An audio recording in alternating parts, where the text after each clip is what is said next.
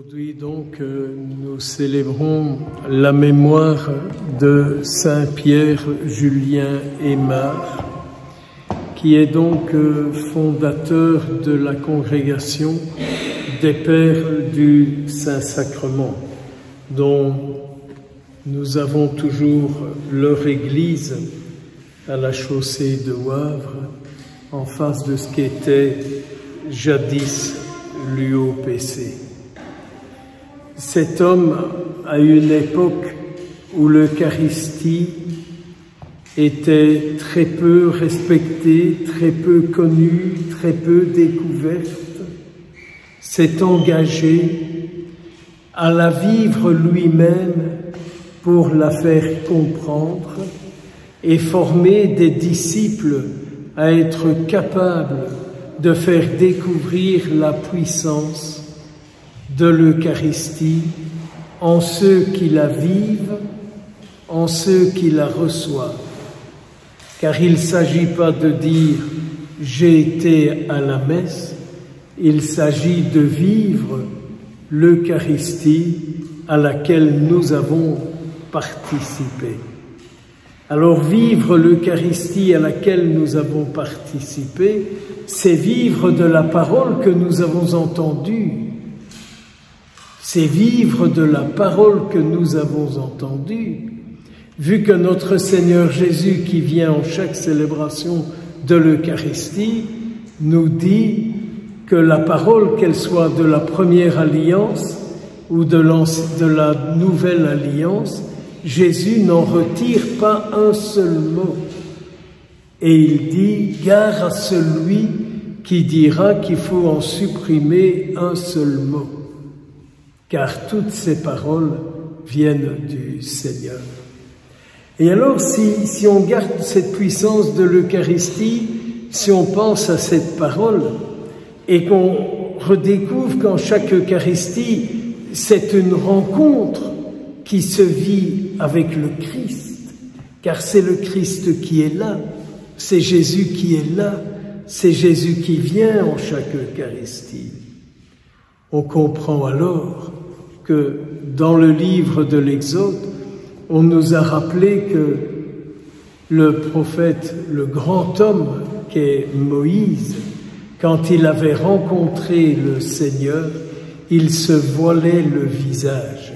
Il ne voulait pas, il avait peur qu'on voit combien Dieu était imprimé sur sa figure, sur son visage.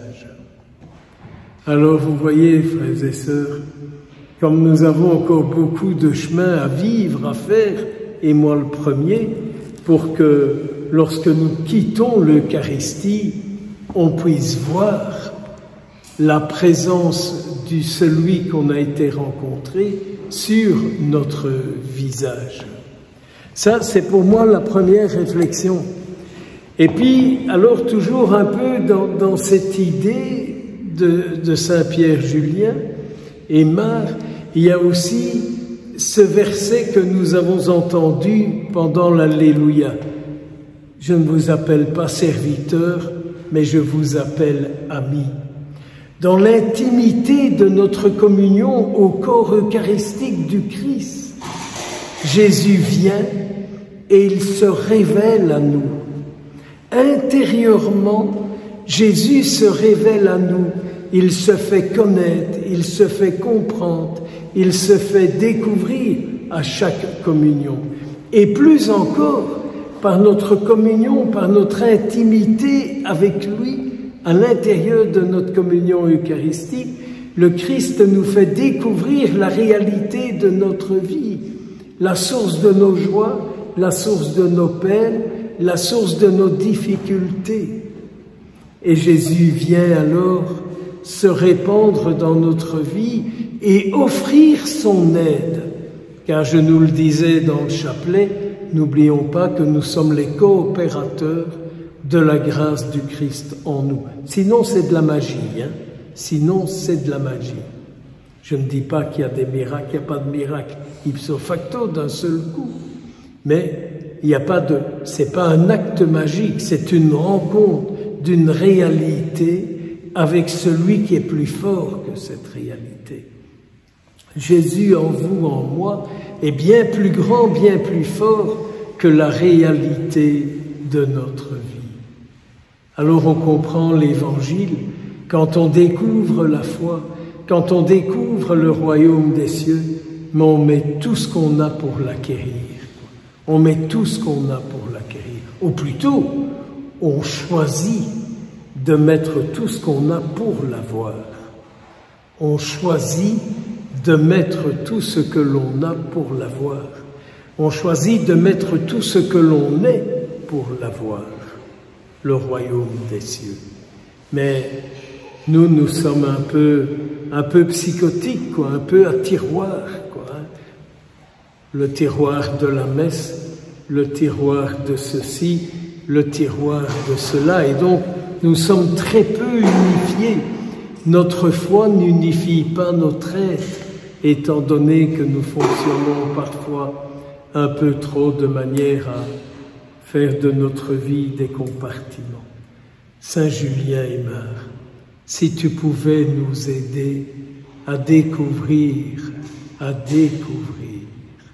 la puissance et la présence de l'Eucharistie, ce que c'est pour nous, que nous puissions en vivre de plus en plus, l'aimer et tout faire pour y participer.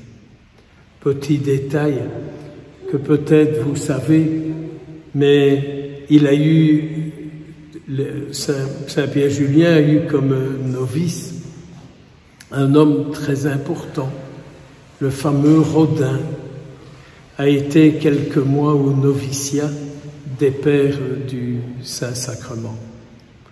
Puis il n'est pas resté, mais le premier buste qu'il aurait fait, c'est celui de Saint Pierre Julien Aymar. Petit point de culture qui m'a toujours beaucoup impressionné, même si Rodin, après, avec sa vie et Camille Claudel, enfin, c'est un autre épisode. Au nom du Père, du Fils et du Saint-Esprit.